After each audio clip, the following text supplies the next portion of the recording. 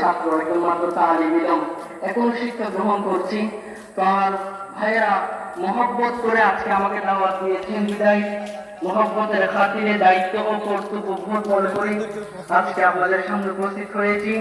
মহান রব্বে করিম যদি আমার প্রতি দয়ার নজর দেন, সেই সাথে ওই মদিনা ওয়ালার যদি নিগাহে করম থাকে, তাহলে শানে মুস্তাফা সাল্লাল্লাহু আলাইহি ওয়াসাল্লাম বিশেষ করে আমার আলোচনার কেন্দ্রবিন্দু মহব্বতে মুস্তাফা সাল্লাল্লাহু আলাইহি ওয়াসাল্লাম নিয়ে কয়েকটি কথা বলার জন্য তৌফিক দান করুন আল্লাহ।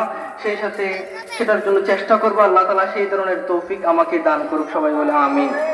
প্রিয় হাজিরিন ইকরাম, শুরুতে একটা কথা বলে রাখি, মহান রব্বে করিম আমাদেরকে অসংখ্য নিয়ামত রাজির মাধ্যমে সুশোভিত করেছেন, ঠিক কিনা?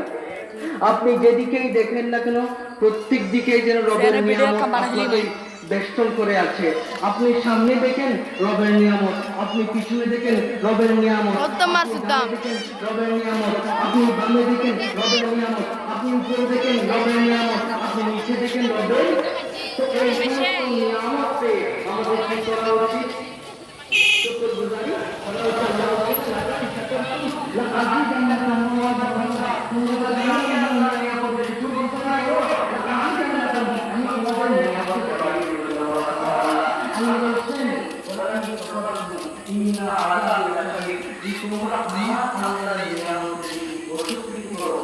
আমি আল্লাহ নিয়ামতকে অস্বীকার করো, আমি তোমাদের নিয়ামত করে দিব, কমিয়ে দিব।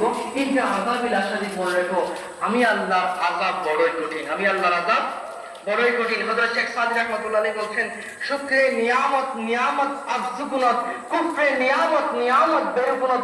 তোমরা যদি আল্লাহ তাআলার নিয়ামতের শুকরগুজারি করো, নিয়ামত নিয়ামত আফযুকুনত, আল্লাহ তাআলা তোমাদের নিয়ামতকে বাড়িয়ে দিবেন। জোরে বলুন সুবহানাল্লাহ। হযরত শেখ সাদি রাহমাতুল্লাহ আলাইহি বলেন, কুফরে নিয়ামত নিয়ামত বেরকুনত, যদি তোমরা আল্লাহর নিয়ামতের কুফরি করো, অস্বীকৃতি জানাও, আল্লাহর নিয়ামতকে অস্বীকার করো, নিয়ামত নিয়ামত বেরকুনত, কমিয়ে দিবেন। তো আমাদের আল্লাহ তাআলার নিয়ামত যা কিছু দিয়েছেন সবকিছুকে কি করা উচিত?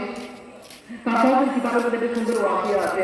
হযরত শেখ সাদি রাহমাতুল্লাহ আলাইহি একটা মাহফিলের মধ্যে যাচ্ছিলেন, একটা জায়গার মধ্যে যাচ্ছিলেন, ঘুরে যাচ্ছিলেন, একটা জায়গার মধ্যে যাচ্ছেন, যাওয়ার সময় উনি প্রতিমধ্যে ওনার জুতা মোবারক খুঁজে পাচ্ছিলেন না।